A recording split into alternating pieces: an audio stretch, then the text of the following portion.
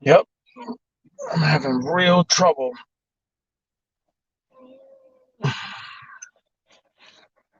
Real trouble moving my shoulder. Fuck, that hurt.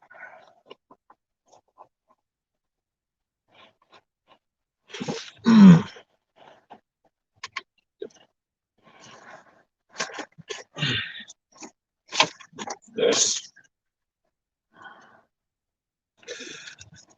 Gotta move this here. Just like put that there.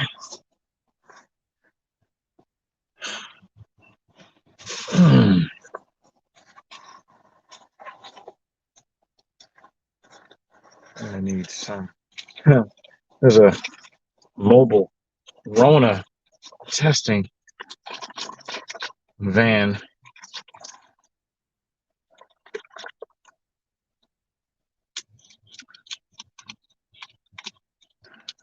So sad what the world is becoming.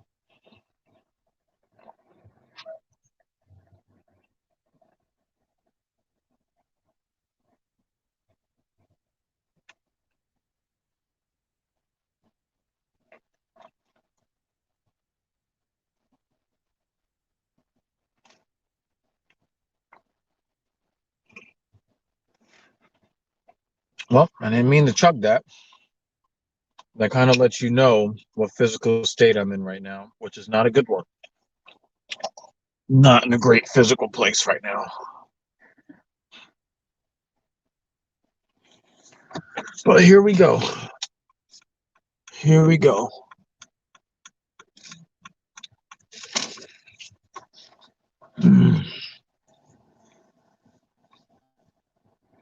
Probably don't want to stand like in the middle. You better pull over and get tested. Ah, yeah, I'm not in that kind of bad physical shape. I'm bad, but it's good to see you. I appreciate you.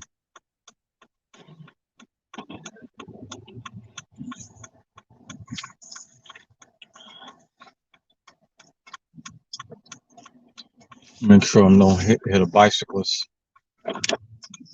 It's really not that hard to pay attention. Yeah, family, yo. I'm not even mad. I'm not even mad at the struggle that I had today. I'm not mad at the struggle because there was a usefulness in today's struggle, folks. So let me take you back to yesterday. Yesterday, I did a very, very heavy upper body um, session with myself. Uh, I had a very, very rough. I had a very rough time of it yesterday. And part of the reasons why is because I believe I have biceps tendonitis, and but the tendon where the biceps originates in the glenohumeral groove, which is at the top of the arm bone, which is also covered by the shoulder. So there's a lot of interweaving of muscles up in there, and I've been dealing with that off and on for probably 3 to 5 months or so. And part of it is because it's one of the penalties. Oh my fucking god! These guys are gonna either get me a ticket. Oh, it was a fucking truck. Oh man, I didn't.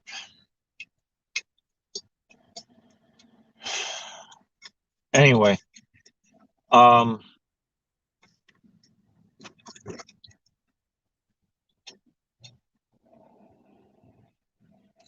so yesterday, yeah, I had some inflammation, and I was really trying to push, the dumbbell chest press, and the last time I did it, I was able to get my first set at, with the 80s. He said I have tendonitis all over my body.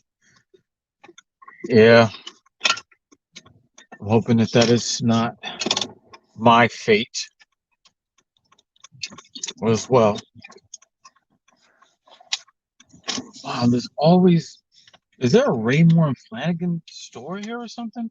There's always a fucking truck here, double parked every day.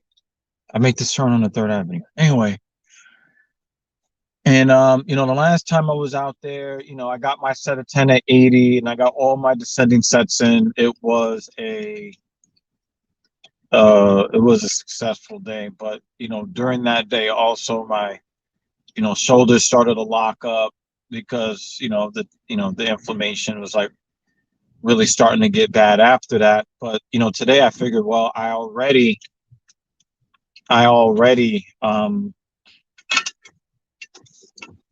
got through the 80s, so my body should be used to it.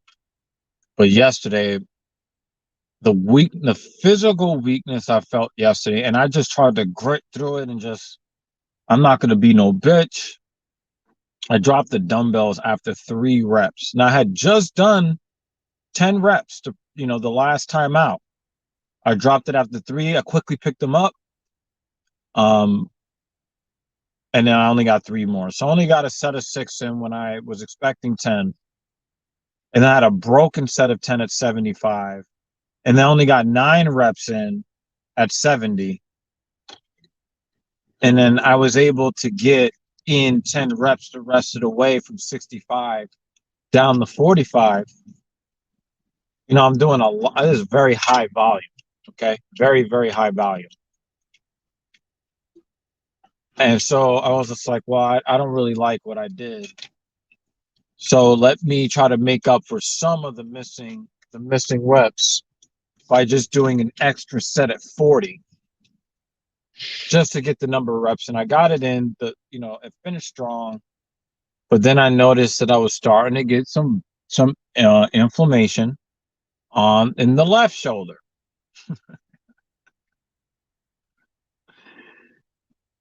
Why is this important? Well, I woke up today. No sun is out. And I find myself in a very mentally weak state. And I'm talking about the mental weakness was born strictly out of fear. Straight up 100% fear. I feared possibly tearing my biceps tendon on the deadlift because today is a deadlift day. And so instead of just putting that out of my head and paying attention to good science, I just kept replaying the image of me tearing my biceps tendon over and over and over, and I just kept playing it over and over and over in my head. And I was using that as an acceptable excuse to skip deadlifting today. How many of you have tried to rationalize your way out of getting the proper work done that you're supposed to get done? That's what I felt. I felt it. So I'm sitting in my car, trying not to get a ticket. And the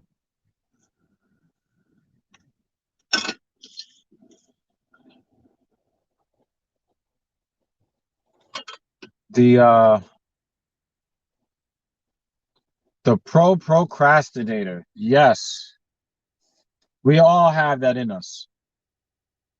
We all have that in us. And I was, with the inflammation in both of my shoulders, to the point where it's very painful to raise my arms, really. I'm not even talking about the shoulder level. Raising your arms above your head, that range of motion test, just reaching over to my backpack is painful. But I took a nap in the car, about 25 minutes.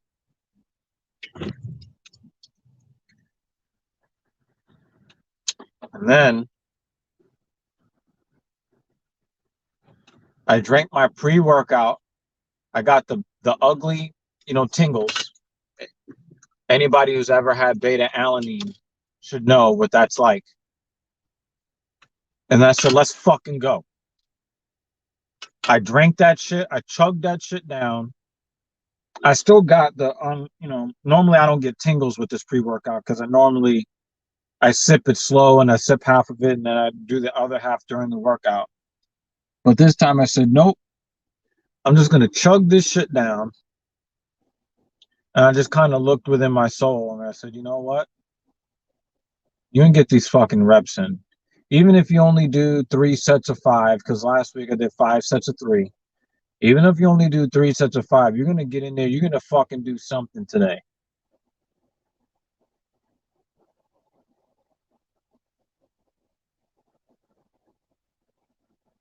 I walked in there, I did my warm-up.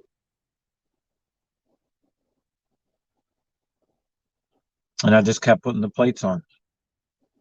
I did a set of 10 at 135. And for you Europeans, that would be 60 kilos. I did a set of 60 kilos. I did a set at 100 kilos on my way to 140. Is that 140 kilos?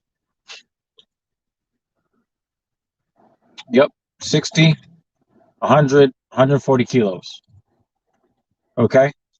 So for you guys, in the United States, that's 135, 225, 315. And let me tell you guys, I had to really put those bad visions, I had to put them out of my head. I had to get inside my body, get the fuck out of my head, get the fuck into my body. Yeah, we move weight. We move kilos over this way. um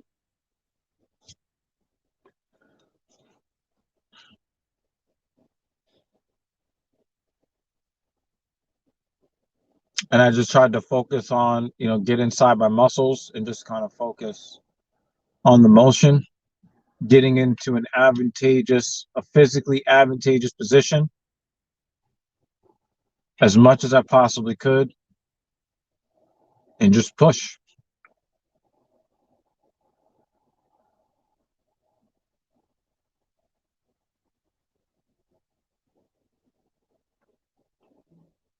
And this is the difference between winners and losers, folks. I was looking for anything. Once I got in front of that bar, I was looking for anything to justify moving it again. And most of us, most of the time, will try to justify doing the least amount of work possible.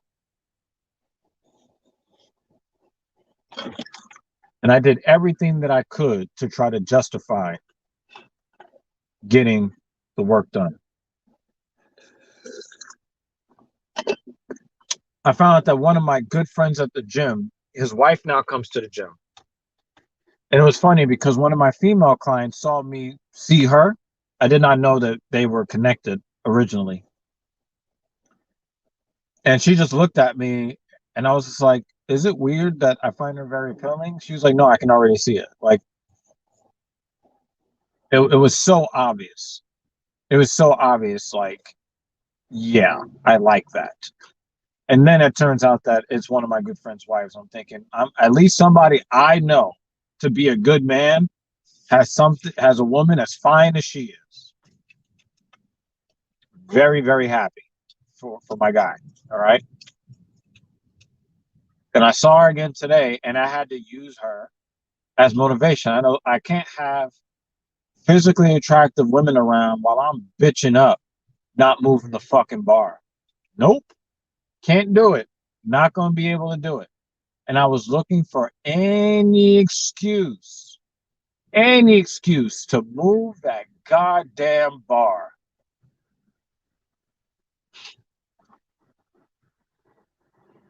Pitching a 10 is hard to hide in the gym. Yeah, I didn't have that problem. I didn't have that problem. And the thing is, when you're in the gym, you know you're not going to have that problem because it's a matter of blood flow. So you can see a woman that you're very attracted to in the gym, but it's not going to be obvious because if your heart rate is up, your blood is pumping throughout your body. There's no physical opportunities for your blood to then pool in the nether region. So that's why I don't worry about it. Like you can see stuff that you like, but if you're in work mode and your heart rate is elevated, you'll at least be immune to the physical to the physical manifestation of attraction. But I did everything that I could. When I tell you I did everything that I could, I did everything that I could to justify getting the work done. One of the trainers that I know there, I don't know if it was his nephew or his son or whatever, because with us guys that take care of our bodies, we tend to look very much younger than we actually are. And with these guys, you can't really tell, if this 14, 15, 16-year-old is their son or their little brother. You can't even really tell. And this kid is watching me move, and I know he's watching me move. And I'm just like, yo, I can't be a bitch. Today, I can't be a bitch. I don't feel good. I don't feel confident. But I'm just gonna go there and get the fucking work done. And let me tell you, I was lightheaded. You can tell my blood sugar was kind of low. I just was not in state. I was not in a great physical state. But I blocked all of that out, and I found ways. I found ways to justify getting the work done. So instead of treading water this week and just surviving, I ended up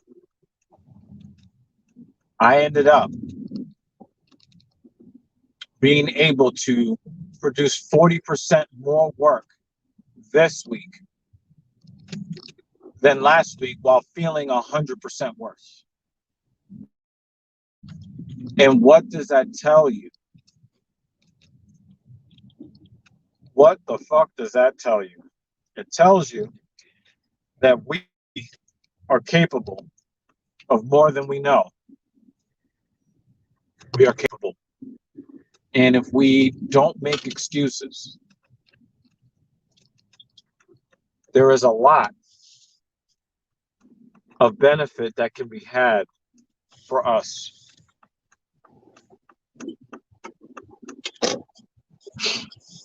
If you want to improve in life, there are going to be days where you just don't have it.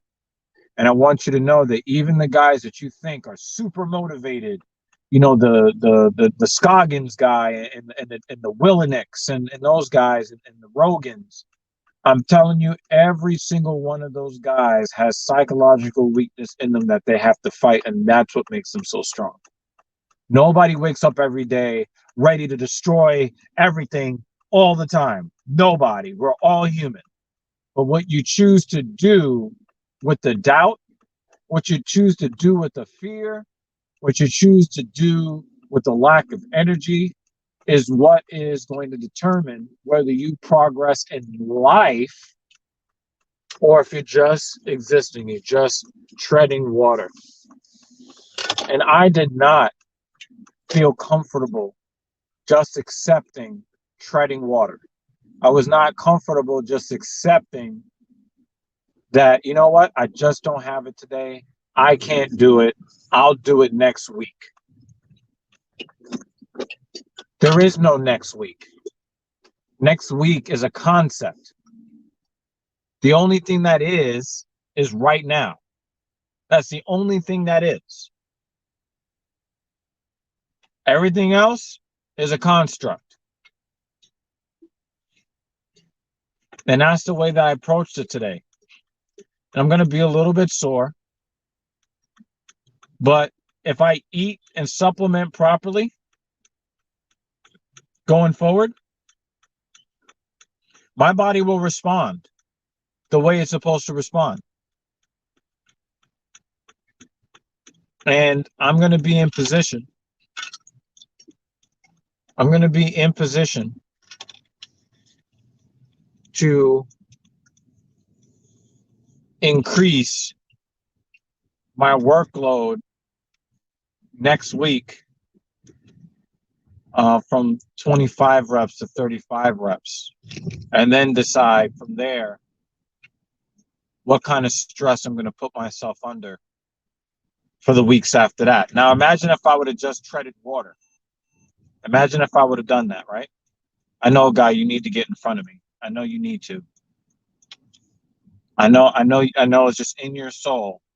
Even though there's like very limited, amount of space for me to merge onto the BQE, I know that everything in your soul says that America is number one, and you need to make sure that you get in front of me. Don't share the road, guy. Don't do that. Because this is America.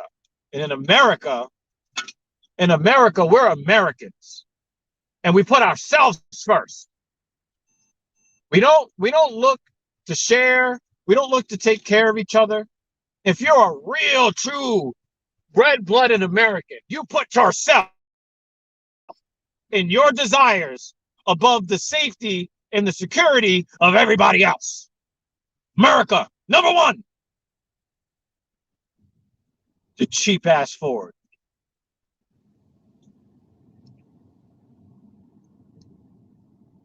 People say that other people don't know how to drive. No, these guys know how to drive. They choose to be selfish. They choose to put themselves above everybody else, which is why the Rona has killed more Americans than pretty much anybody else in the world. America is 5% of the world's population, but we have over 20% of the Rona deaths. Why? Because it's always about me, me, me, me. What I want, me. Fuck everybody else. I don't want to wear a mask. I don't want to get vaccinated. It's about me. I don't care how many people I infect and end up dying, because it's about me, my freedoms.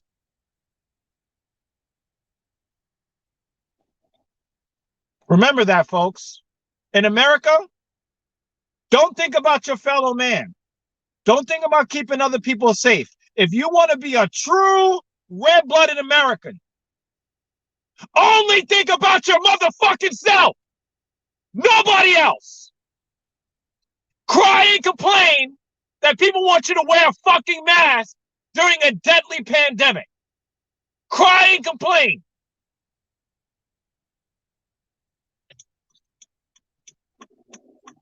While we have put 650,000 Americans in the ground permanently, their rights are over. They're dead. Dead. But you should only make everything about yourself. Because about your rights. Fuck the rights of 640,000 Americans that no longer have rights because they're in the fucking ground. In order to be a true red-blooded American, only care about your motherfucking self. Nobody else.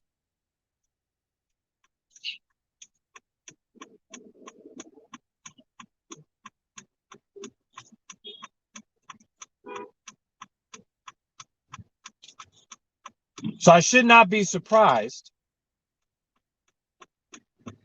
when people don't want to let me merge onto the highway, because they need to be in front of me, because that's the American way. Never mind that I could get into a car crash trying to merge that could end my life or somebody else's. Forget that.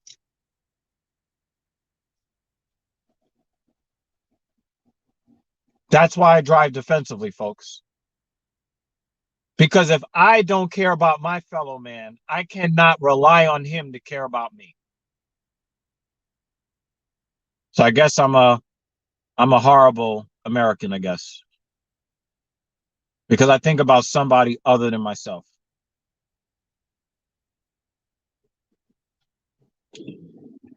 Moving along.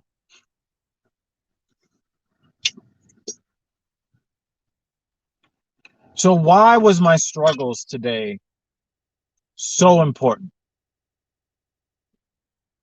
And this fills me with a lot of pride. A lot of pride. I had my client that was coming in. I had my client watch my last set.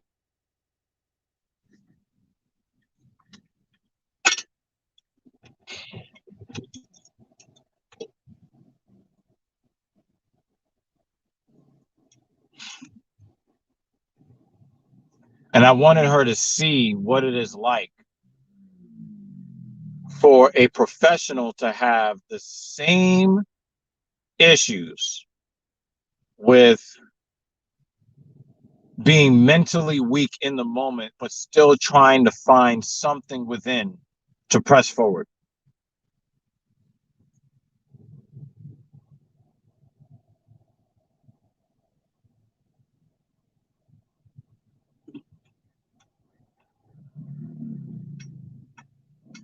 Yep, illegal left-hand turn. Why? Because only you matter, sir. That's how you do proper Americanism. Make an illegal left-hand turn because only you matter. Nobody else. In fact, not only are you more important than everybody else, you're so important that you should break the law and put everybody else's life in danger so that you can be first. I'm really getting tired of it. I'm getting tired of selfish people. Because again, in the end, this is not about people knowing how to drive. And I swear to fucking God, if you guys start paying attention, you'll see that these people that you think are just like really terrible at driving, you'll find out really that it's not about ability. A lot of these people have been on the road a long, long time. But they think that their existence on this planet is their movie and they only care about their plot line. They don't care about how they affect other people. I swear to you, if we had a zombie apocalypse situation, everybody in the United States will be the undead. Because while people are running around as zombies biting everybody, you'll have people talking about their freedoms to infect other people.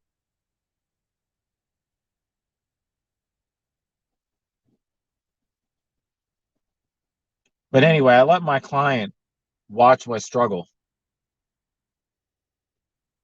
And then when she went to go do her thing, and she saw how bad, like I was lightheaded, I was tired, I was in pain, and she watched how I dealt with it. And then when she had issues, she just dug a little bit deeper. She just dug a little bit deeper. And I asked her for a little bit more. So she gave me a lot more. And it was so inspiring. And I realized this is why I do what I do. I get high, like Styles P. I get high from helping other people. Helping other people just puts me in a space, man. And then I get to see people who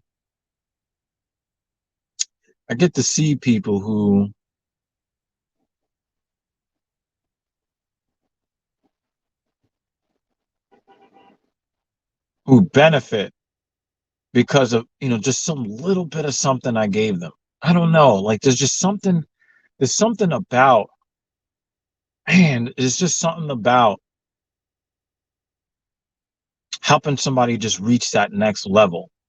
And I will take my own injuries, I'll take my own pain, I'll take my own insecurities, my own mental anguish.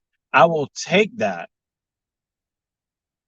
expose my weaknesses to the very people who look up to me, and then use that as uh, as a way to help them reach reach a little bit deeper, just a little bit deeper, you know, just reach a little bit deeper into themselves, um,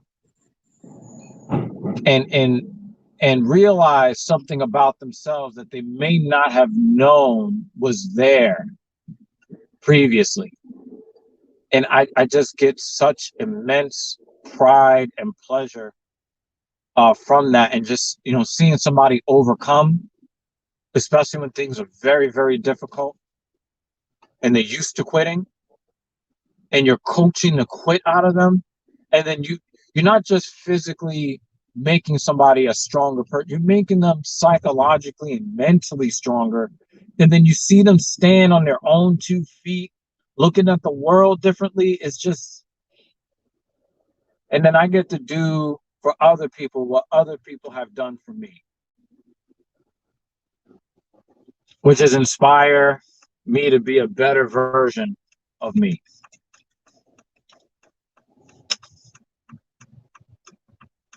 I guess this guy, oh yeah, he doesn't know you can't make rights on red California plates.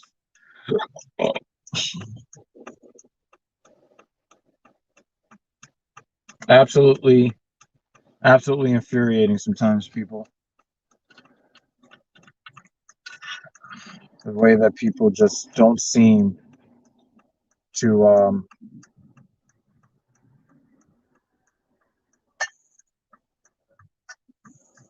the way that people act toward each other. But you know what? I'm gonna keep on keeping on and trying to do my part to make my corner of the world better. This is why this channel exists, really. All the rage gaming you guys have seen me do, and I do these drives for you guys, where I'm basically, it's just a stream of consciousness.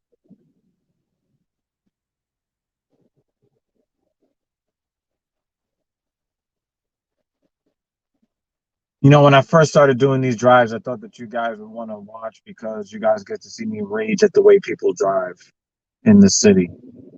But then I realized, like, I have these really, I do have some pretty interesting thoughts. Moxie 55. Don't you like Cold Sore or Modern Warfare Warzone? Absolutely not. These are the worst. Like, I thought Advanced Warfare was the worst Call of Duty of all time. What you're seeing right now is the death of Call of Duty. Oh my God, Queen Rogue is in the motherfucking building. Holy fucking shit. Hey, Queen Rogue, I was just looking at my friend request for you on Discord. Check your friend request, Miss Rogue, please.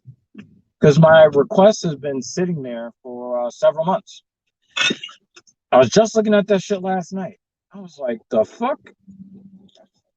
But yeah, I do these drives to New York City, and I realized, like, I got this stream of consciousness or whatever.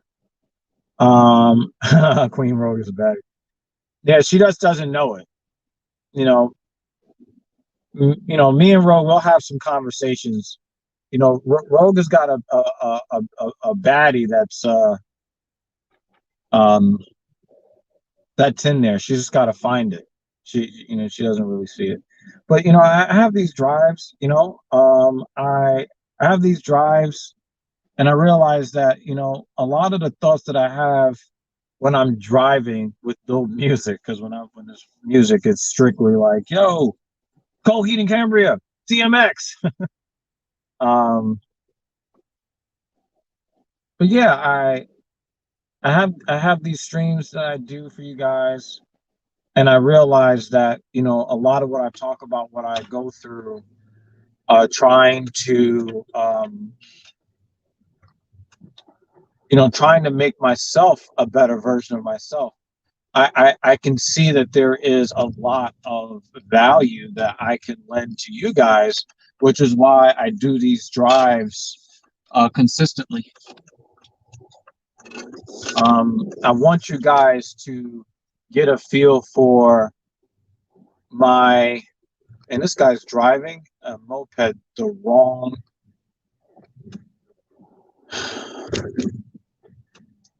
whatever. Um, I want you guys to kind of see my victories in life, but also see my failures. And when you see what I'm how I'm attacking life, what I'm trying to do. You might be able to take some of what I've done to become successful and then use it for yourself, you know? And there's this one YouTuber that I was watching. His name is Anton Daniels. Yes, I'm gonna drop his name. And Anton Daniels, I guess he was, financially successful at one point, and then lost some of his, or lost all of his fortune.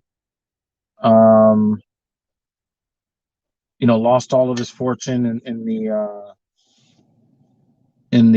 mortgage crash, the real estate crash, the whole thing in 2008.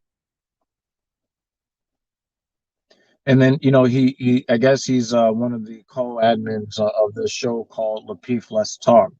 And they know it's a lot of black people having necessary conversations that they really supposed to have. Um, and um,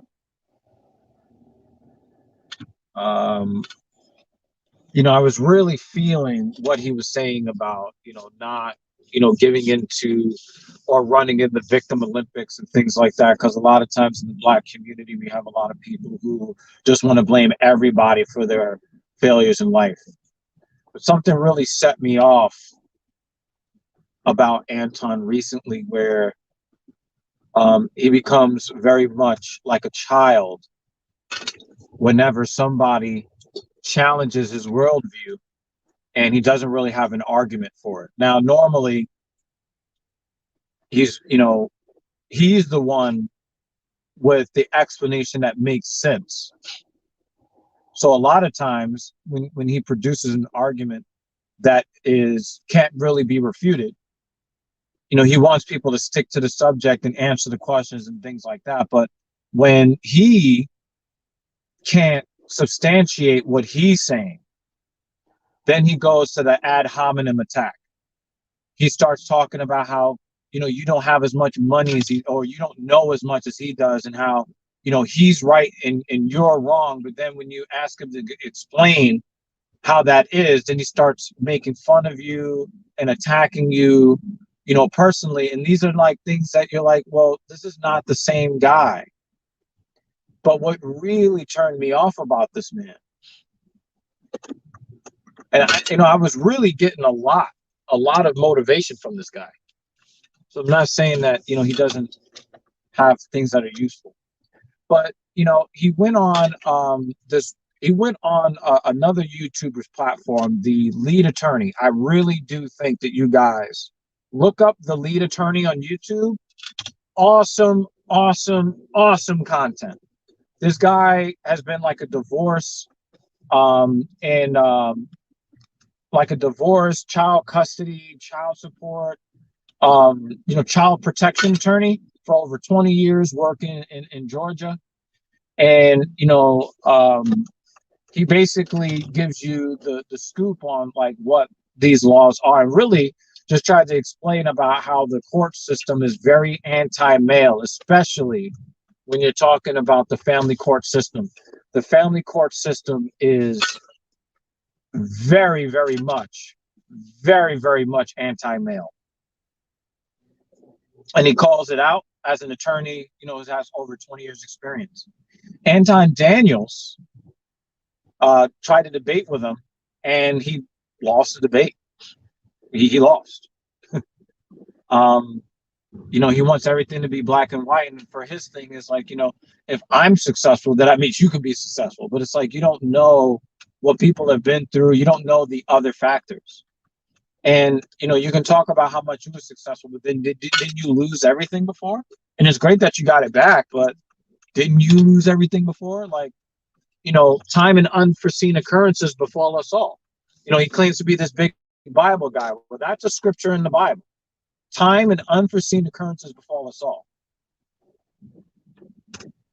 So he loses that debate.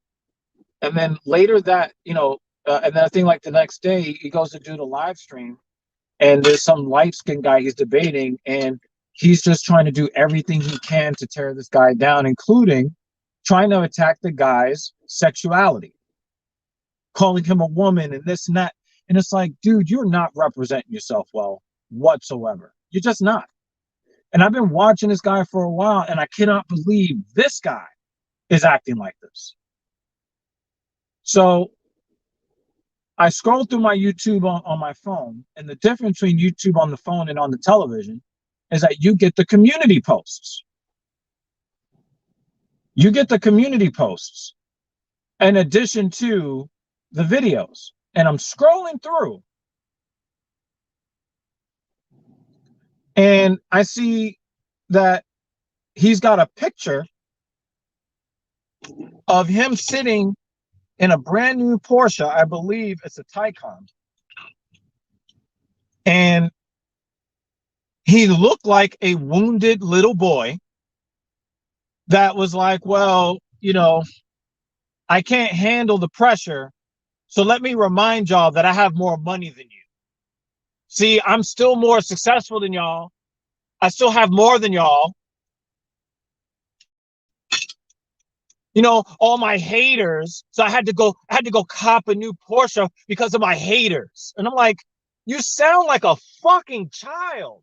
This is, how am I supposed to draw inspiration from you and learn about self-accountability when you can't even admit you lost a debate to a guy who is more, he's just a better debater than you. He's a professional debater. He's a fucking lawyer.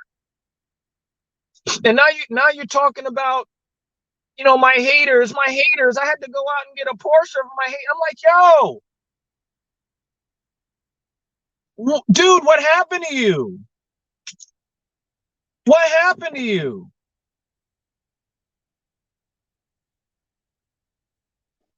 I shouldn't be telling you guys this, but I'm targeting a Porsche of my own. Jimmy Dean was goody, right? I'm targeting a Porsche of my own. Am I looking at this car because somebody beat me in a debate? Or because people have criticized me, for whatever reason?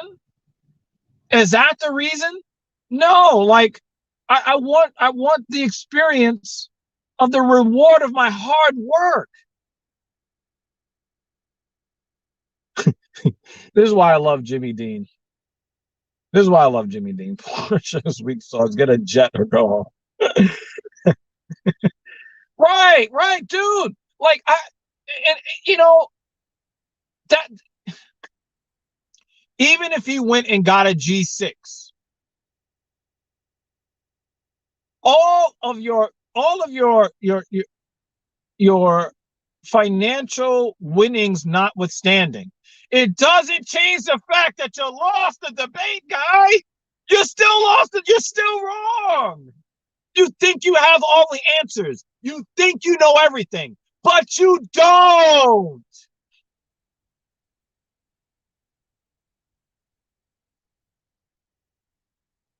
None of us have all the answers.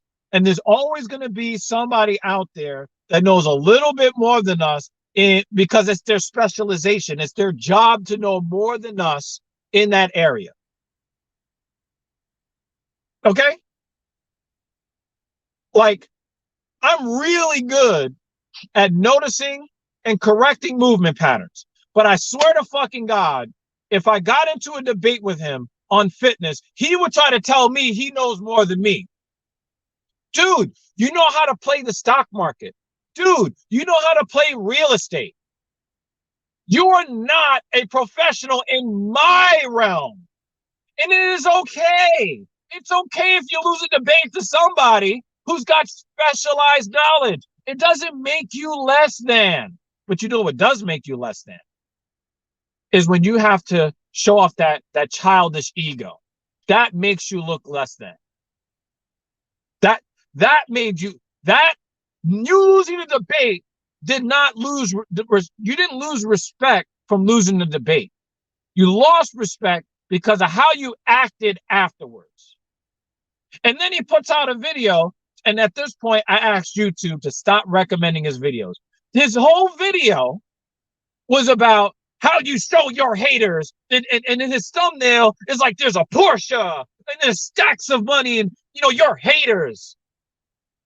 That is a negative. That is a mindset that is from lack. That is a man lacking confidence.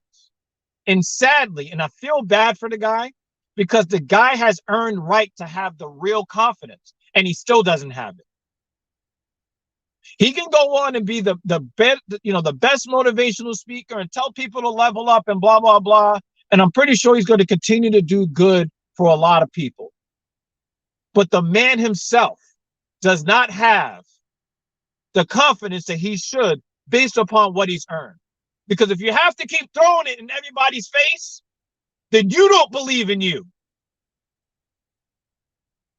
Let your shit, let your results speak for itself. You don't have to show off in the back all of your Yeezys and all of your Jordans. I got 94 pairs of sneakers. And the retail value is probably somewhere around $20,000 to $30,000 that sits in my office. You never see them. You never see them on my street.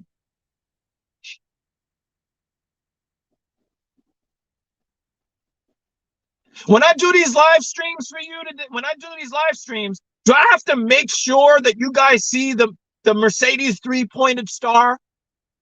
Do I have to make sure you see that? No. Damn, she got some big ass titties. No, that's not necessary. Because I know that whether I'm in a Benz or I'm riding the fucking subway or if I'm walking from Manhattan to Brooklyn, if I'm live streaming for you guys and I've got this stream of consciousness and I know I got something that's going to motivate you today, then that's all that's necessary. That's all that's necessary. Stand on your own to let the results speak for themselves. People are going to get more value from understanding how you overcome your struggles than to see you starting over everybody. Yeah, my haters. No, nobody's jealous of you. People come to your channel because they're inspired by you. But then you lose a debate. And then you have to insult somebody's sexuality because you're losing that debate. You're starting to see that you're not the only guy that has something to offer. And now you feel some kind of way about it.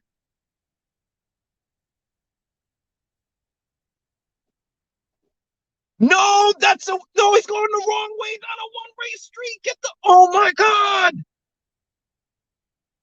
This guy just made a left-hand turn into the wrong way. Holy shit.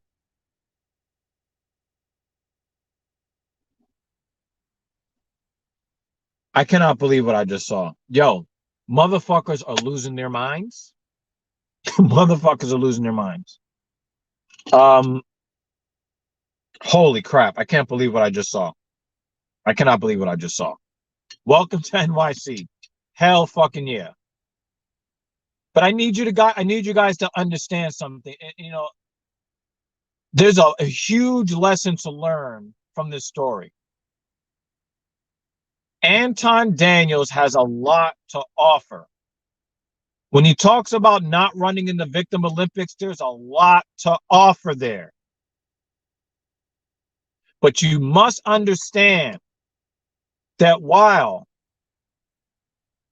everybody has something to offer, it doesn't make you any less if somebody else has specialized knowledge that exceeds your own. It doesn't devalue you. It doesn't. And not all criticism is hate. I'm getting tired of that shit too. I'm getting really fucking tired of that. Anytime somebody says, hey, I'm not quite feeling how you're approaching this. Oh, you're jealous. No, nigga.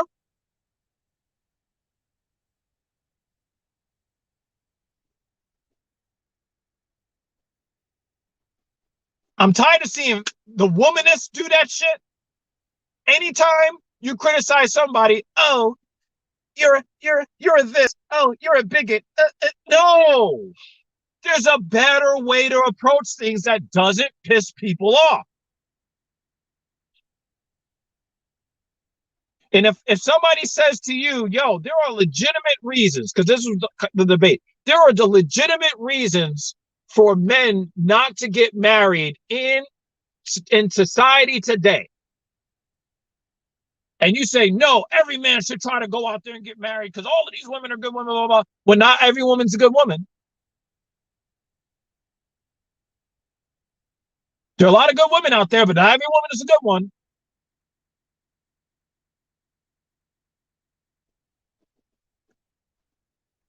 You have a divorce attorney telling you there's a reason why men should seriously consider not getting married. A divorce attorney who has been around for over 20 years and have seen men have gavels shoved up their ass with no lube. But you want to tell him, no, you're wrong. No, this guy has specialized knowledge and experience you don't have. And your response shouldn't be, well, I got his and hers Porsches. What the fuck does the money you make have anything to do with the fact that most men get shafted in divorces?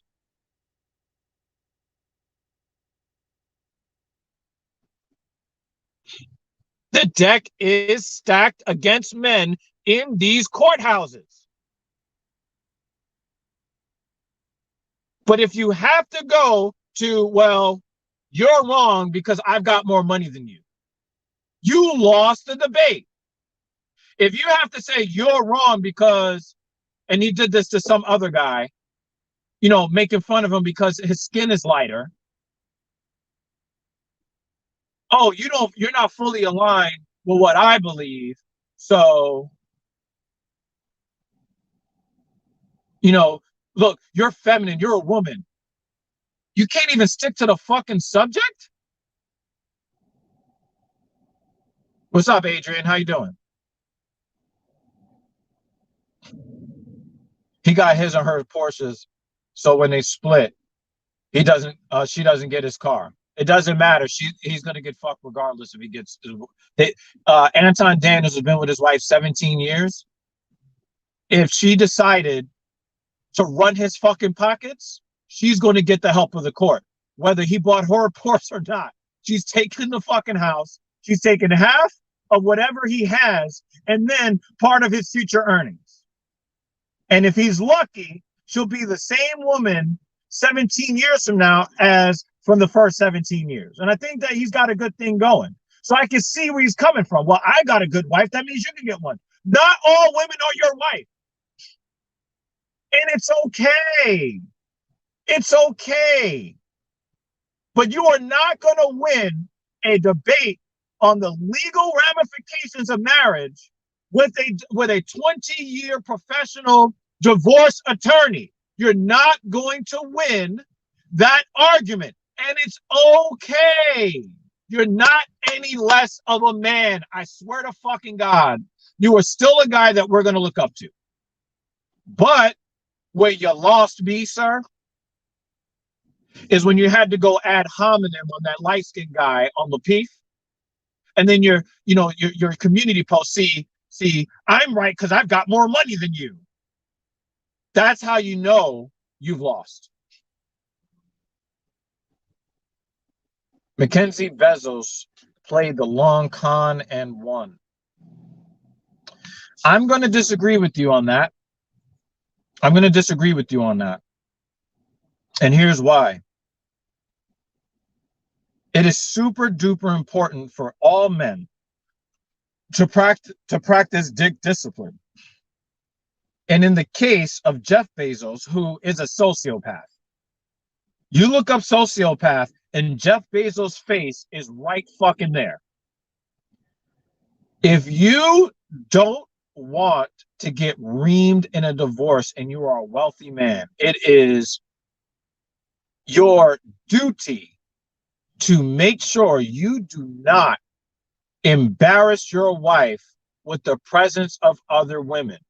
We live in a monogamy-centric society, a puritanical, theocratic society where everybody believes that strict monogamy is the only way. So if you are going to deviate from the societal norm, it is your job to make sure you do everything you can to make sure that you are not seen in public or otherwise have details released of your dealings with other women. It is your job to practice the kind of discipline to make sure you do not embarrass your wife publicly. What did Jeff Bezos do? Started parading around another woman in public. She had no choice but to run his fucking pockets in a divorce because according to the societal agreement between the sexes, it must look like strict monogamy to outsiders. And when you break that, you failed as a husband. You failed as a decent man. No, notice how I didn't say that he failed as a husband by having sex with other women. He had the options to do so. But it is his job to protect the honor of the woman he said I do to back in 1994. He did not show her the proper respect. He lost $30 billion like that. So Mackenzie Bezos was not looking to divorce her husband, but she was forced to because he embarrassed her in public. And when I talk about in public, I'm talking about worldwide embarrassment. He is the richest man in the world. All of the cameras on him, he is parading another woman around. So no, we're not counting Mackenzie Bezos in that. We're not counting that. We're not counting that. She is not one of these women that I believe was looking to take advantage of the system. In fact, she could have taken half, but she settled for way less than half. She took like 20%. She took like 20%. She could have taken 50 plus alimony. She could have really dug in his butt with the court system. She really could have done that. She didn't do that. And then she went and married, I think, a fucking English teacher. Zomo! Yo, I appreciate you, Zomo. Waiting through the ads, be with you. Oh my God. Yo, I have a lot of respect for that. I have a lot of respect for that. I got a lot of respect for that.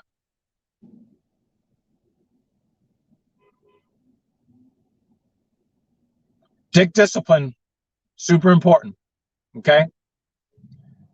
If you are going to step out on your lady, you really should be telling her going into the relationship that you don't intend to practice strict monogamy, and then let her make an informed decision on whether she wants to be with a man who does not want to adhere to strict monogamy.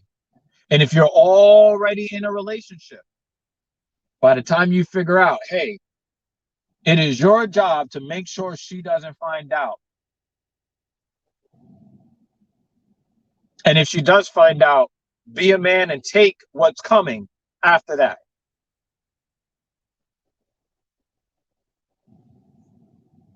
But guys, you cannot be embarrassing these women. You cannot do it because a man will embarrass a woman and then she'll react and then they'll call her a 304. And that's not fair. That's not fair.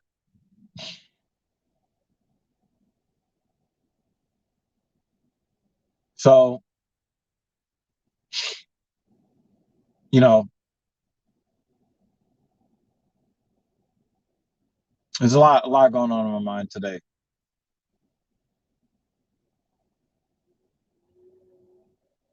I don't even know how they came up with 304.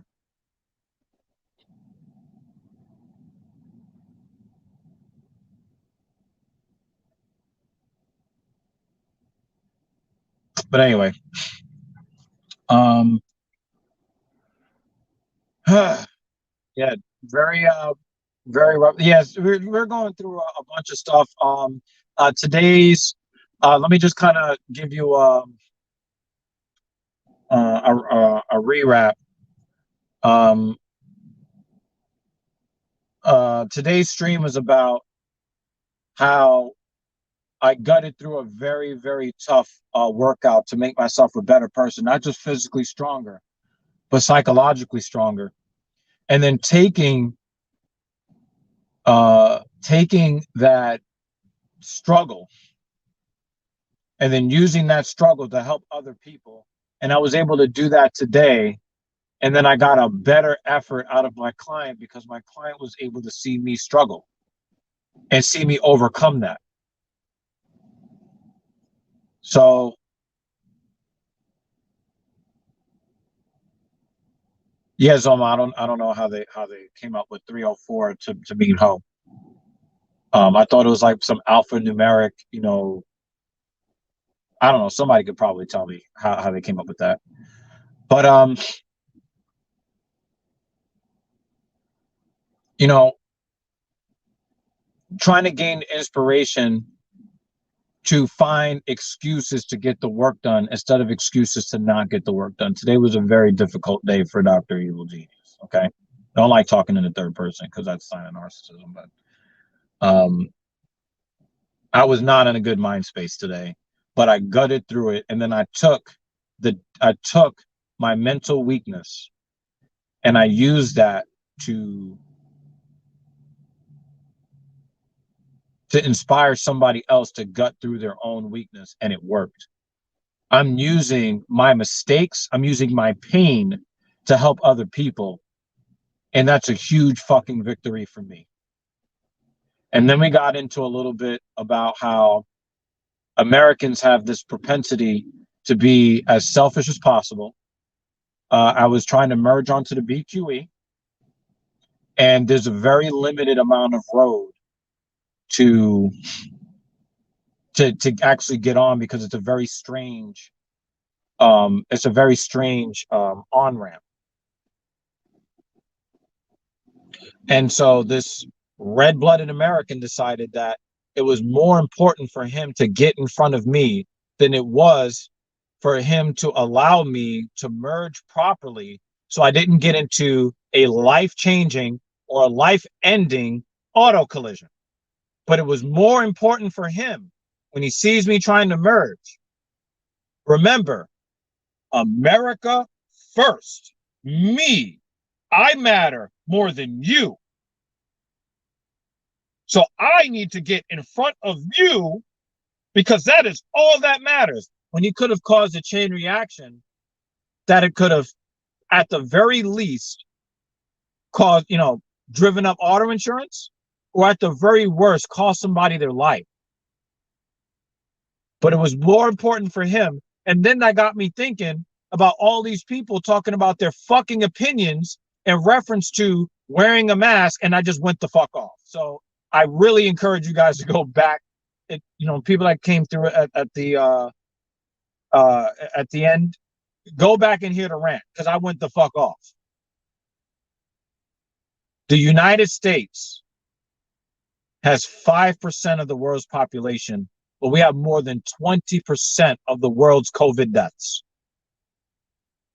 Because while people are whining about their rights and their right to have a different opinion, we've got 640,000 Americans that don't have rights anymore. Because other people thought it was more important to put other people's lives in danger because they should not have had to inconvenience themselves by wearing a mask. And it is their right to spread a deadly virus that's actually mutating and getting worse. It is their right to spread the virus because they're an American and what they want matters more than the health and safety of their fellow Americans. So I went off about it. So if you want to hear Dr. Evil rage, but not rage at Call of Duty, definitely go back to about, how long were we in? I think we were about 15, 20 minutes into the stream. Zomo says, I used to drive for work 1,000 miles a week. Woo! On toll roads around the Chicago area. Those fools who think no one else matters needs to be ticketed or jailed. Absolutely. Absolutely. Absolutely. Yes. These politicians are definitely sociopaths. They have no regard for human life. They only care about who's voting for them. It's actually kind of scary. We had the Mississippi governor, talking about how, I'm going to protect your rights to not wear a mask. And then the news report came out that an 8th grader died of the Rona. Just like that. An 8th grader, not an 80-year-old woman, an 8th grader died of the Rona. Because the new variants of the Rona that's circulating, it's more deadly than the original the original virus. But we're still arguing about difference of opinion. If you go on my Twitter account, at dr_evil_genius, definitely go follow me. I posed this question. Do people not understand the difference between herpes and COVID-19? Do you not know the difference between AIDS and COVID-19? The virus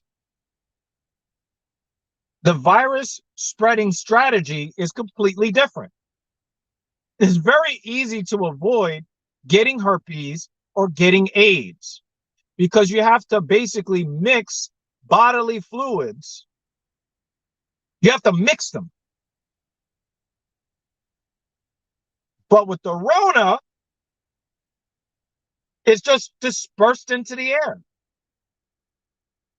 So you put people at risk just by being around them. Just by being around other people, you put them at risk. So while you're whining and crying about your rights, we've got death rates climbing. Children's hospitals in the South are full. We are now in a position where all of the ICU beds in certain states are full or nearing capacity. Gunshot victims can't get surgery because they can't get into a room because the room that they would normally be able to get into is filled with somebody who's got a fucking tube down their throat breathing for them. Now we're having car accident victims who are now at elevated risk of permanent injury or death. Gunshot wound victims. I saw a story about a guy who got shot 6 times over a week ago. Still hasn't had surgery because there's no place to put him. Children's hospitals in Mississippi, Georgia, Florida, Texas are filling up. But you know what? Ignore all of that because my rights, because I only care about me. And I'm the only thing that matters because I'm an American. I'm really tired of seeing it, folks.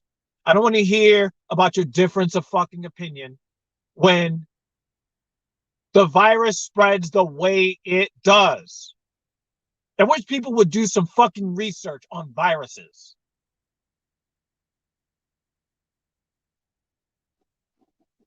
Just do some fucking research on how viruses employ their strategy and how exchange of genetic material makes them better at spreading themselves. They're getting more efficient. They're better at evading the immune system. I just don't understand how people can turn this into a fucking political issue. The only thing you have to do is basic virology 101. Look at how viruses who survive in water droplets or air particulates, how this particular coronavirus attacks. And when we talk about attack, we're talking about its means of replicating itself. It needs to reprogram your cells to make more of itself. And then it kills those cells. And then those dead cells cause an inflammatory response. That inflammatory response causes fluids to collect. So if you have a virus that is attacking the lungs or the brain, or the lungs and the brain, your ability to absorb oxygen is going to be severely impaired. And if that happens, they have to put a fucking tube down your throat to breathe for you. And what the body tends to do is if something else takes over a vital function, your body will stop doing the function. So if you end up on a ventilator, there is a morbid chance that you will never breathe on your own again, i.e., you're going to be on oxygen for the rest of your life, or you're going to die.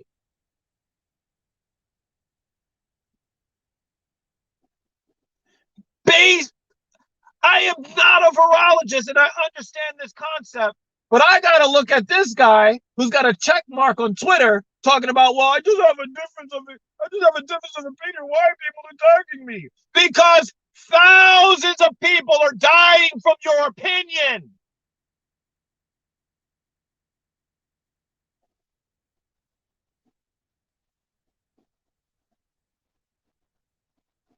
We're going to have over 1 million deaths from the Rona before it's over in this country alone. Wrap your head around that, folks, because we are heading towards 700,000 now. And they're talking about record infection rates. Record infection rates. So what comes after that are record death counts. So look out in the next 7 to 14 days to see the spike in coronavirus deaths. And we're still talking about, oh, well, we're not going to make the kids wear masks in school because freedom. How much fucking freedom does the kid have if they're fucking dead?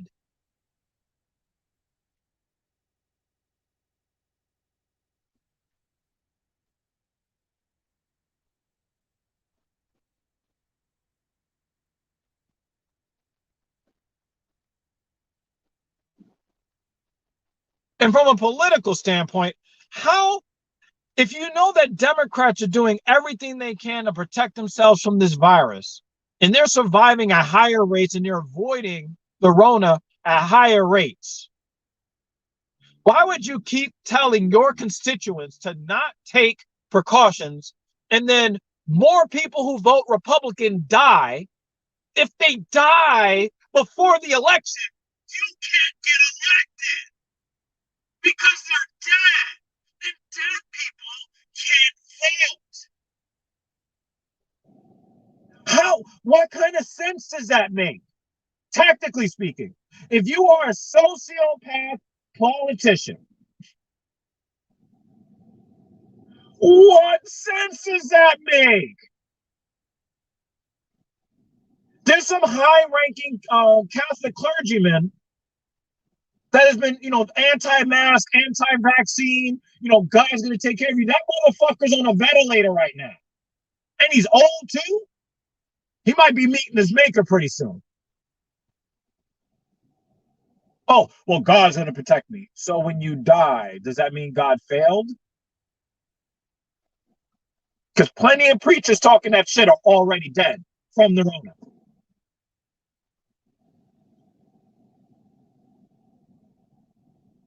And anybody that knows me will tell you, I hate both the Republican and the Democratic Party. I hate them both. The entire political system is garbage. How do you politicize a deadly virus that is getting better at killing people? Because the more of the human genome that it picks up, the better it is at evading the immune system. And a virus that evades an immune response will take over and kill its host. Basic Virology 101. But we're going to get herd immunity. Well, if you keep passing it around to enough people, enough ways, you're going to create a variant that can't be defeated, even by vaccine. Doesn't make any fucking sense, people. Makes no fucking sense. Let me read some of these comments here. Zomo. Historically, the majority of those who refuse to wear a mask are God-fearing people, eager to get to heaven. They assume, because when you assume, you make an ass out of you and me, or a cadaver out of you and me. Their invisible white men in the sky will heal them if they get it. Yeah, you'll be dead, and you won't have the Rona anymore when you're dead. Or bring them into his loving arms and take them home if they are not healed. Their religious faith is more important than protecting anyone else, especially non-believers. I'm not harping against the choice to believe. I choose to believe we are simply electrical signals between fatty tissues and skull, bone, and marrow. When we are born, we are destined to eventually get ill and end. Sadly, this disease is ending so many of us way too early.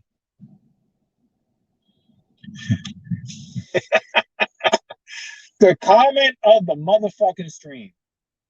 They do not believe in what they cannot see, but they believe in their God. I'm telling you, none of them have ever seen God. But guess what? Scientists and doctors have seen coronavirus, instances of the virus, see them under a microscope. And they've already, they already know its genome. So the virus actually can be seen more than God can. But they don't believe in the virus. Their friends and family are dying around them. They don't believe in it. Jimmy Dean, I'm glad you brought this up. Because Republicans were talking about voter fraud, and the only voter fraud that they found was Republicans voting for their dead spouses and dead parents. That was the only voter fraud that was found around the country. And it wasn't even a lot of that was found. To the Republicans' credit, very few of them tried to cheat. But the ones that did were voting for dead people. This virus is like a machine gun. These motherfuckers dismissing children wearing masks is basically pointing that machine gun at the child's head and saying, they don't need to worry about the bullets. Here, let me show you. And the thing is, the machine gun example actually does work, because when a machine gun spits, because of, recoil and things that, and centering speed and things like that, you're not guaranteed to be hit by the machine gun. You're not guaranteed. Or if you do get hit, you're not guaranteed to get hit in a spot that will kill you. Not guaranteed. But for me, that's too much risk for me to stand in front of a machine gun, even though there's a chance I may not get hit, or if I do get hit, I may not get hit in a critical area that may either destroy a critical organ, a vital organ, excuse me, or in a place that would make me bleed out. There is a chance I can stand in front of a firing squad and survive. I'd just rather not.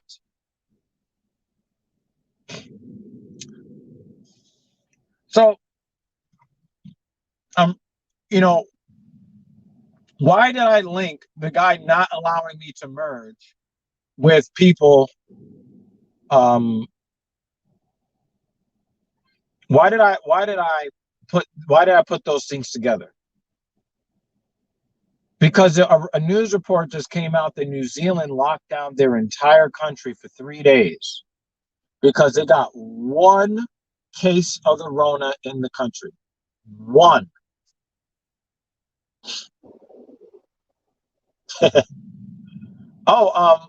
Jimmy Dean, don't front. I go to New Jersey to shoot at gun ranges. There's a gun range I go to in New Jersey. You don't even have to have a gun license to go there and practice. I haven't been there since 2019. I actually took Mrs. Evil there for our 13th anniversary, because our 14th and 15th anniversaries occurred during lockdown. So the best that we can do is order fancy food through DoorDash. But we were stuck at home for that. New Zealand locked their entire fucking country down on one case. And you know what Jacinda Adams, I think that's her name is, what she said? She says, we know from what's happening in other countries. She didn't say the United States by name. Notice that. But we've seen from elsewhere in the world what happens when you don't get on top of it.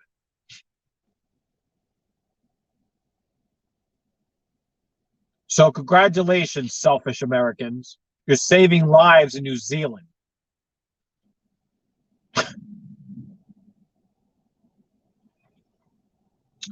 Another great comment from Zomo.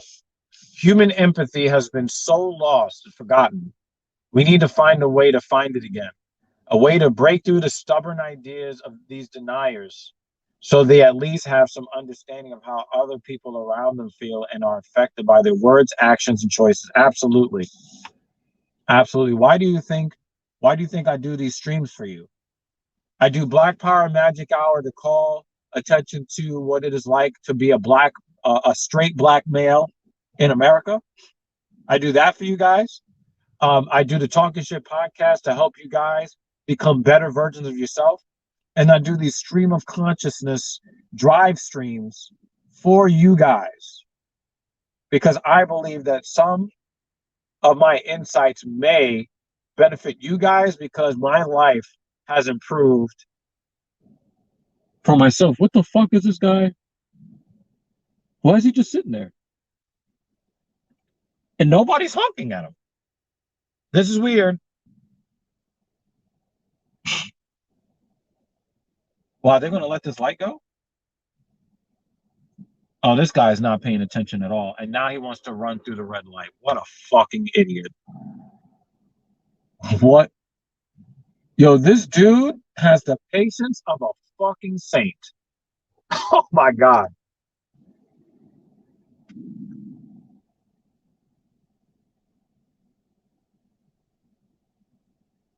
Jimmy Dean, let me explain something to you. Let me explain something to you.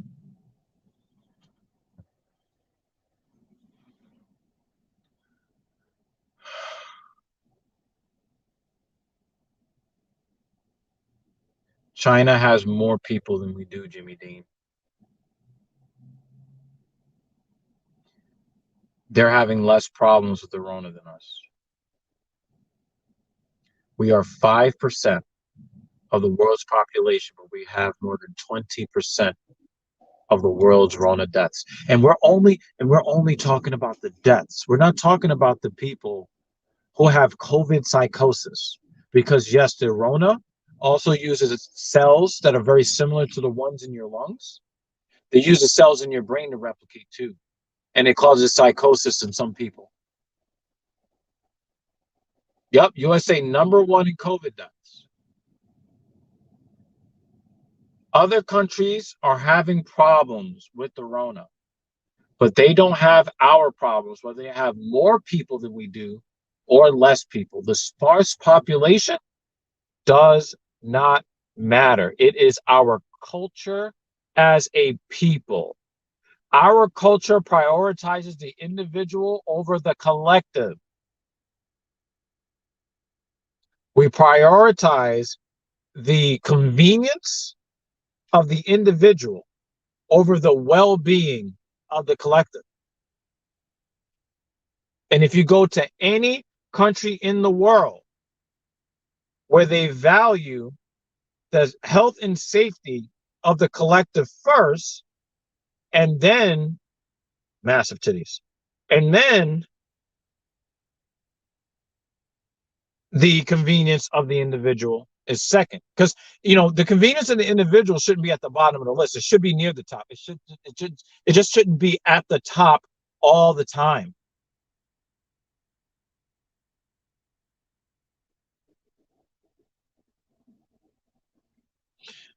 Adrian says, can't really trust China's numbers. While that may be true,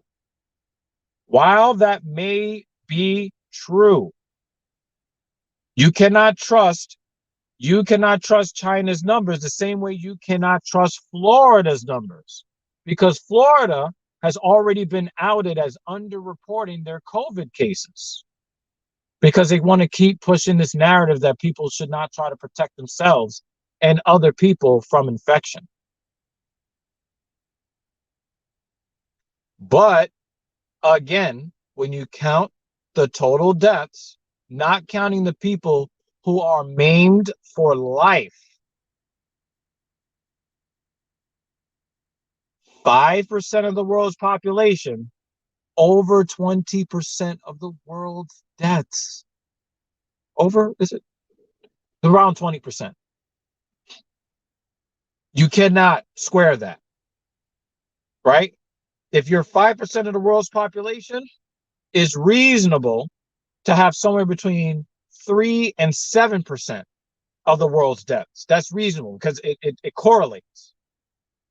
But 5% of the world's population, 20 or more percent of the world's deaths, those things don't match. They don't match. They don't match.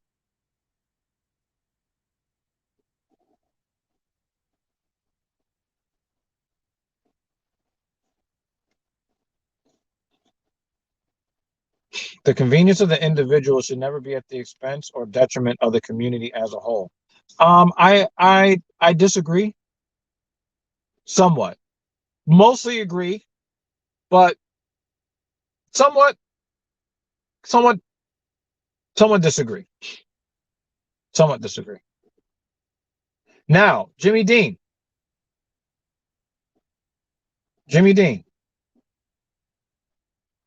I never said that DeSantis said anything about not getting vaccinated. But DeSantis has put policies in place to keep private businesses from requiring vaccinations in certain key situations, like cruises. When you're stuck on a boat with a lot of people in the Atlantic Ocean for 5 days, if you got somebody that's infected, the chances that it's going to spread through all of the cabins are very high. So he talks about states' rights, but he doesn't believe in the rights of businesses to run their businesses the way they want to run their businesses. Now, Ron DeSantis will tell you that if you are a baker and you don't want to bake a cake for a gay couple, you should be allowed the right to not service that person. But if a person doesn't believe in protecting other people from a potentially deadly virus infection, then you're not allowed to run your business the way you want to run your business. Right? So he'll say, yeah, go get vaccinated, but then he'll take away all of the imperatives that will encourage people to go get vaccinated. And then say, I'm not going to pay my school officials if they make kids protect themselves and their other classmates from getting the Rona. I'm going to take your paycheck away from you if you mandate that the kids be protected. Okay? So you can say, oh, he's saying, yeah, go get, the vaccine. Yes. However, most of what he's saying is, I'm trying to posture up to the MAGA crowd because I want to be president in 2024. But if a bunch of Republicans die,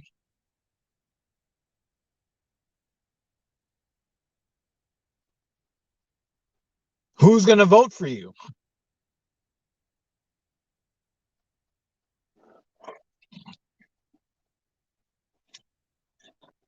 Jimmy Dean brings up another good point that only makes my point.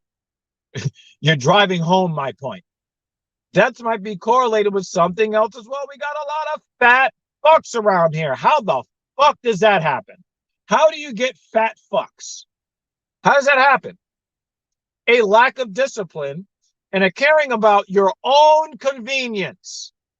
Those things are not mutually exclusive. 20% of the world dead would be a solution to a lot of issues. I'm not going there. I'm not going there.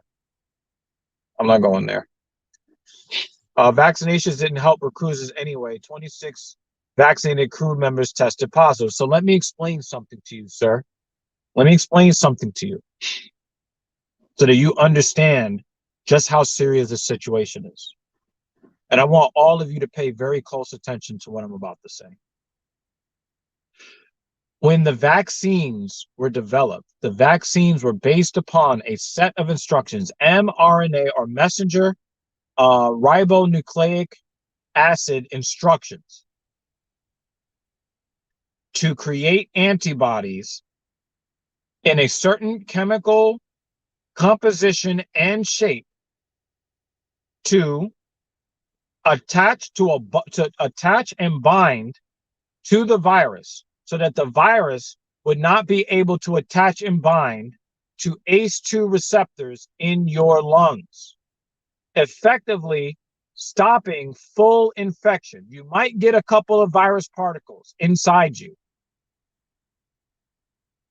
but when your immune system identifies the presence of the virus and then prevents the virus from entering the cell by binding a protein to it to change the shape and not allowing the virus to then attach to the ACE2 receptor, and then through the ACE2 receptor slip through the cell membrane and then into the cell where they can they basically hijack the nucleus and then tell the cell not to make another of itself, but instead to make replicant copies of the virus instead, so that the cell produces a whole bunch of the virus until there's no more space left in the cell.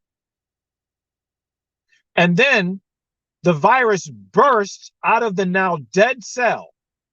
And you've got many more of them that are then going to look for other ACE2 receptors and then repeat that process. And then you have an exponential growth of viral load. The mRNA vaccine that was developed was 99% effective. With that variant of the Rona, because there were less spike proteins on the surface. There were less spike proteins on the surface of those cells. But every single time it passes from one human being to another, every single time the virus replicates. It is not replicating the same exact genetic code. It is not replicating the same exact genetic code as when it went into the body. In order to force your body to create more of itself, it has to trick your body into doing so by taking a piece of your DNA onto itself, imprinting it onto itself, changing itself to fool the body into making more of the virus. So every single time the virus hops from one person to another, the genome changes every single time. Just a little bit more of that coding changes because everybody is, everybody's DNA is different. Everybody. Because most of us don't have sex with our brothers and sisters and fathers and mothers. We've got a lot of genetic diversity. So every single time it moves from one target to another, to another, to another. It's almost like playing a game of telephone.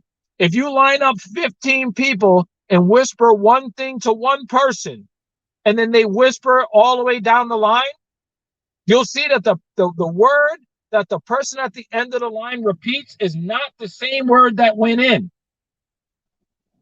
Because every single time, what you think you hear is being translated slightly differently to the next person and the next person and the next person and the next person. That's how the viruses work. Why is this important?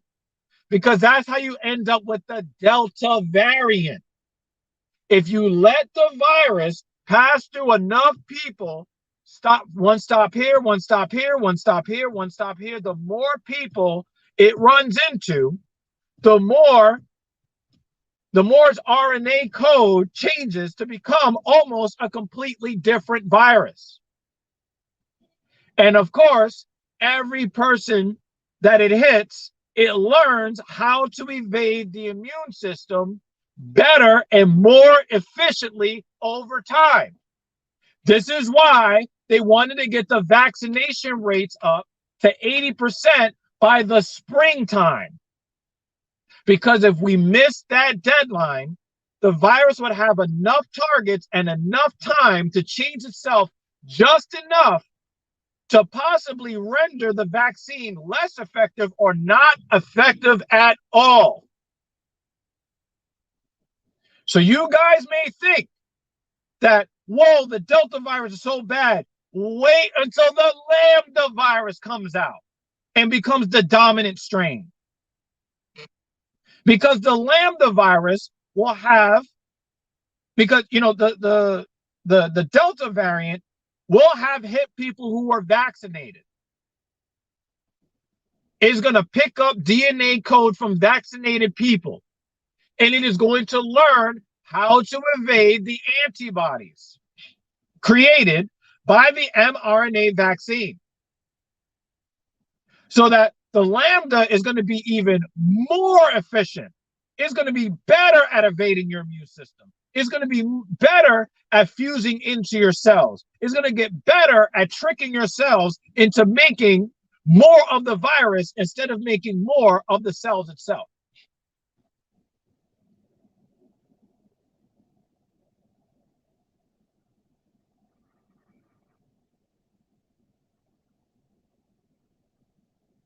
This is why it was so important for people to stop whining and complaining about their fucking freedom.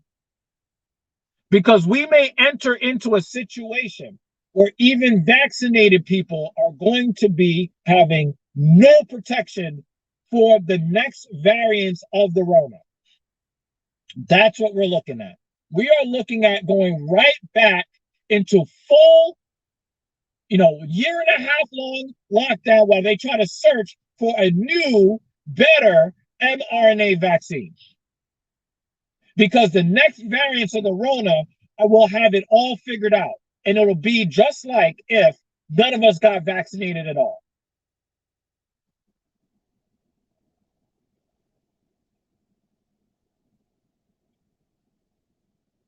The The World Health Organization said that this outbreak, when it was an epidemic in China, they looked at how it was spreading and said this could be disease X. Look up the term yourself, disease X, what that means. It doesn't mean anything good, I promise you. It does not mean anything good. We're talking about a potential society destroying disease. We escaped the issue with Ebola. Ebola, woo! If Ebola would have hit the United States, we'd have half the population right now. Half of all Americans in 2010 would have been dead. Just like that. Because while Ebola is harder to transmit because you need to come into contact with the bodily fluids, because that's how that virus spreads. But all of these people talking about my rights, my rights, my rights, my rights, and getting up in people's faces, Ebola could have up to an 80% mortality rate. You want to complain about a 0.5 to 2% mortality rate? Try Ebola at 80%.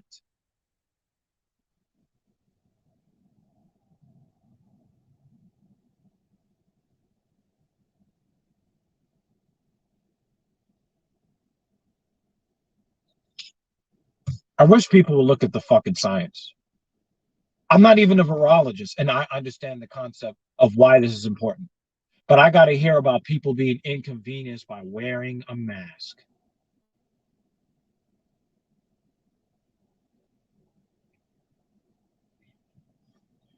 Yeah, it's a nasty form of Darwinism, traditionalists. Mutations aren't always worse. Well, Jimmy Dean, while that is kind of true,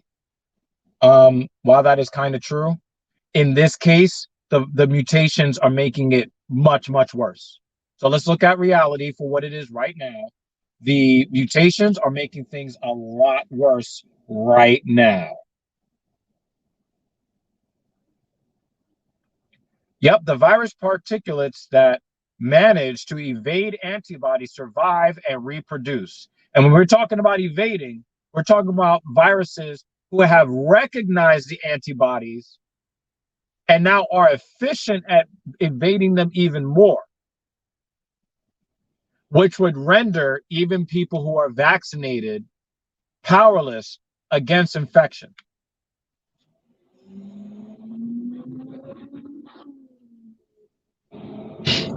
Brett Weinstein talked about this and the dangers of vaccinating during the pandemic for this very reason. It got taken off YouTube. Yeah. Measles, mumps, and rubella, the MMR. Notice how all of us had to get that vaccination when we were babies. Notice.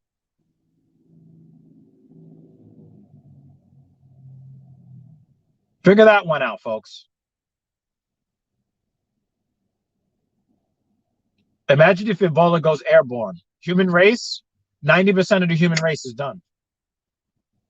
90% of the human race is done. If Ebola changed the strategy and then went aerosolized and then, even worse, forget it.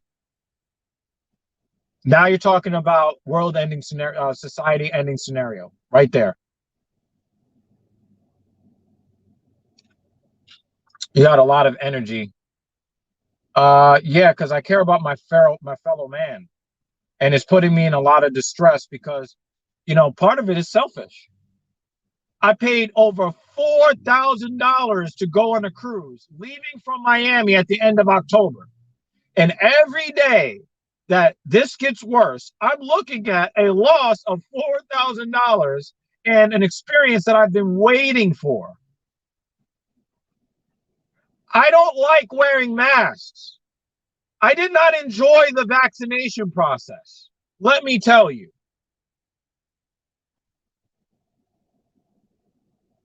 I did it because I wanted to protect myself and my family and my neighbors and my clients and the other gym goers and the people I walk past in the street or the people I stand in line with at the store to get some food.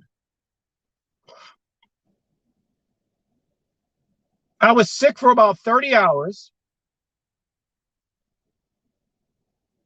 after the second shot, and that was it.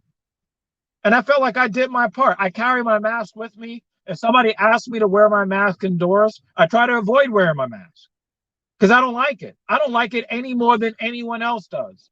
But if somebody tells you to put it on, I got it right there in my bag because it's not all about me.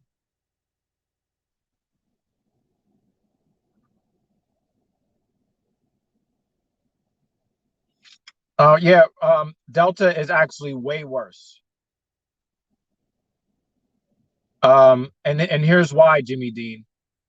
Here's why. The original variant, the original variant of the Rona mainly affected obese people and people over the age of 65. And the reason why the Delta variant is worse is because it is now killing children, teens, people in their 20s and their 30s when these people were not dying before. These people were not even going to the hospital before. And we are not just talking about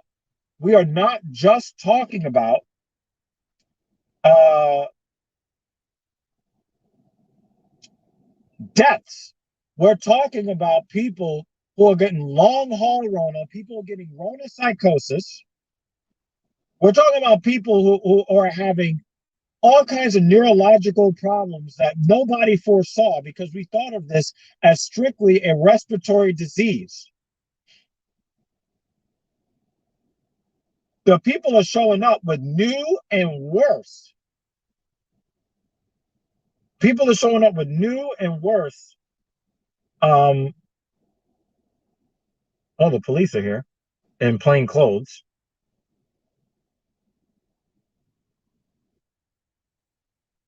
Looks like they're about to serve somebody, maybe they're serving a warrant or something. And you can see the bulletproof vest on underneath their shirts. I should have known that guy wasn't a Mets fan. That was bullshit. Christopher Parks.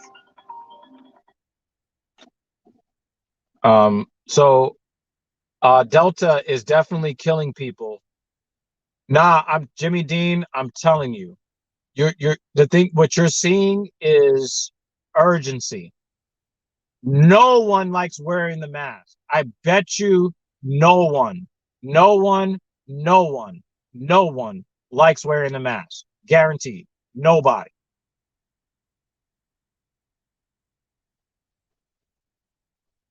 Imagine having to smell your increasingly stink breath.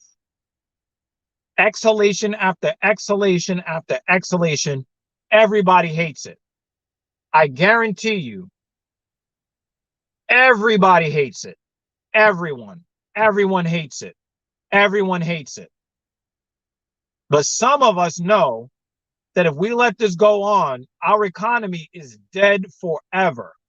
Our society will collapse if we let this continue.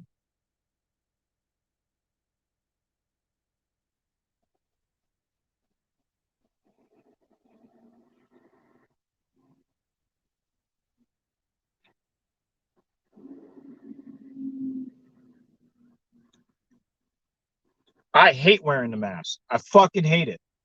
I do everything I can to avoid it. In fact, when we were all in lockdown for 14 months, I left my house less than 10 times in that 14-month just because I didn't want to have to wear a mask.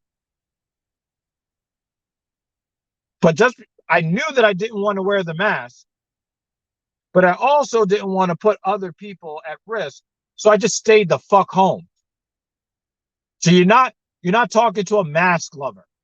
I hate it. No matter how much I freshen my breath, by the time, I'm telling you, I get back in the car, I'm ripping that shit off my face.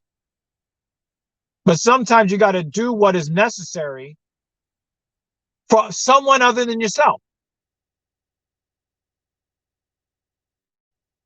I swear to God, if a zombie apocalypse breaks out, I'm putting a bullet in my head.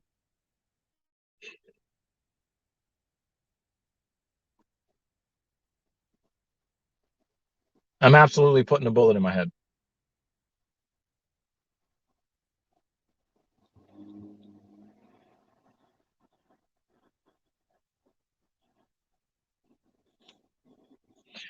Anyway, it's been lovely, getting some extended time with you guys.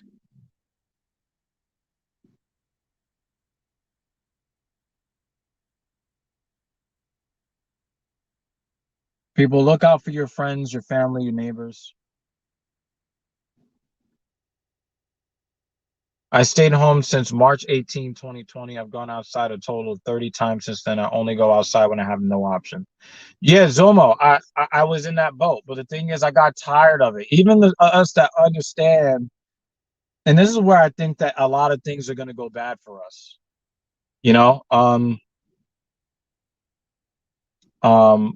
And you're right about this, traditionalist. And Jimmy Dean, truer words have never been spoken, man. Individual freedom versus responsibility. We love the former and hate the latter. And this is what we talk about with womanism, right? The womanists want all of the benefits and the freedoms, but none of the responsibilities. And we don't understand that as Americans, a lot of us are a lot more Americans are Karens more than we want to actually admit.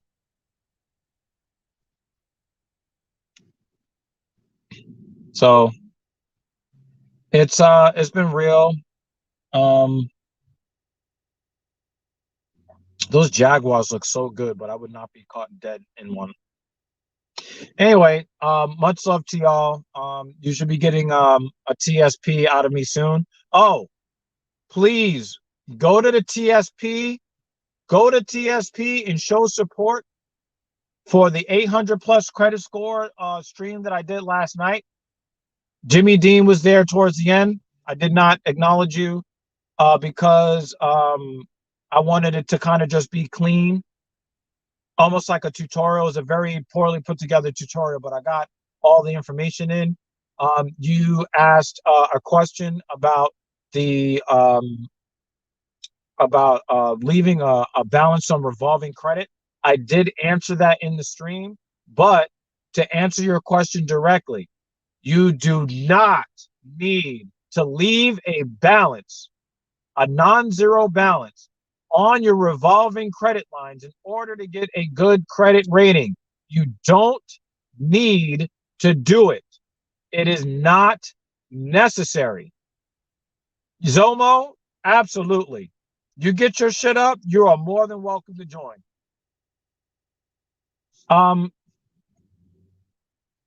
It is important to use your credit regularly, but you do not need to give away money in terms of unnecessary interest. You don't have to pay out extra interest to get a good credit score.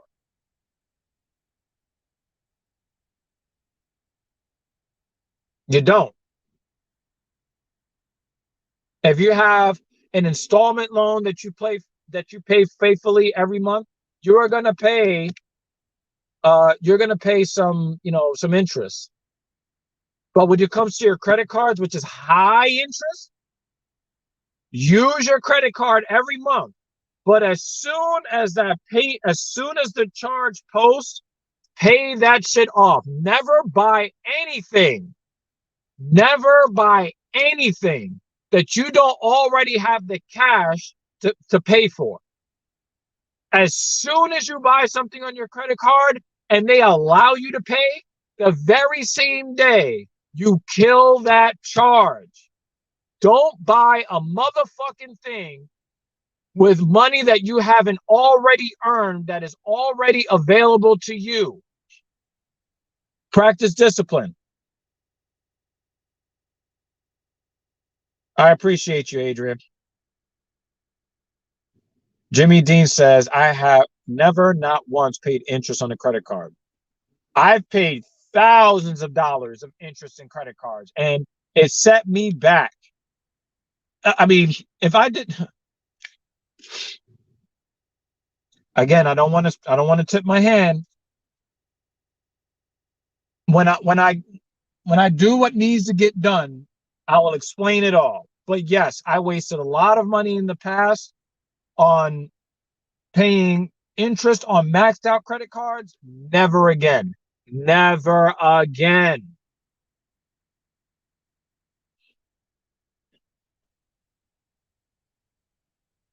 Yeah, we'll get you up on games, Zomo. Zomo, you need to go to the TSP. When I'm done with this stream, you need to go to the TSP channel on YouTube. Okay? Zomo, this is for you. You need to watch the entire hour of last night's TSP. I think it's number 27. You, Zomo, specifically you, because I don't know how old you are, but if you want to make big boy moves as you go further in life, in the case that the Rona does not completely destroy society, you want to make sure that you've built up a credit profile that is going to tell lenders to give you the best rates and the best approval odds. Okay? Zomo, head on over to TSP, watch episode number 27. How you can achieve, because I've got an over 800 credit score. And a few years ago, I was almost $20,000 in credit card debt. Thank you, Staditionalist. Thank you. Head on over there. Oh no, they timed you out. I gotta make you a mod. You got timed out, Staditionalist. I'm sorry. Let me see if I can type in a comment here. Let me do this.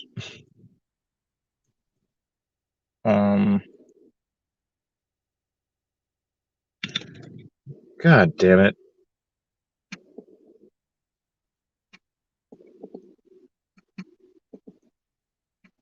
I really just want to press the letter I, and it keeps giving me you. Okay.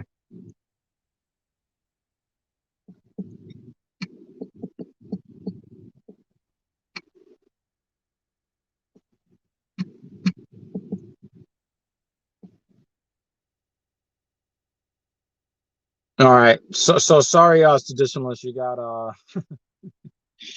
got timed out. But I'm gonna make you a mod over there. I can't believe I haven't already done so. I'll make you a mod.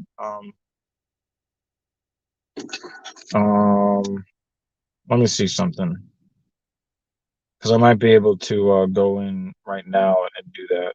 I think. Let me see.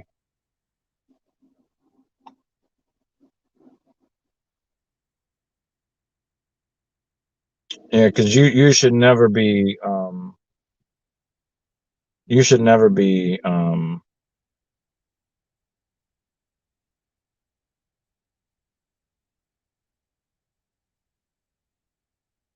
shit, man.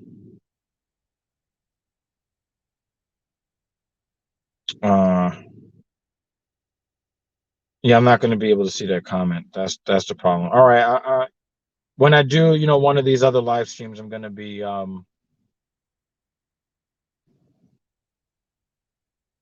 gonna take care of that for you. But anyway, again, much love to every single one of y'all. Let's continue the debates. Let's continue the conversations. I'm gonna go do something productive, or maybe not at all. I'm probably gonna get in and get some back work in because I want a bigger back. I want to make it even more difficult to take my shirts off. Mrs. Evil had to actually help me pull my shirt up over my back. I might have to start wearing large t-shirts just to be able to get in and out of t-shirts easy. The mediums might not be I may be growing out of my mediums. But you know, if I go on a date with like another woman or something, I might put the medium on so she knows that I've got big male titties. In addition to these arms that has a hurt shoulder. Ouch, that hurts. Anyway, much love to y'all. I'm up out of here. Peace.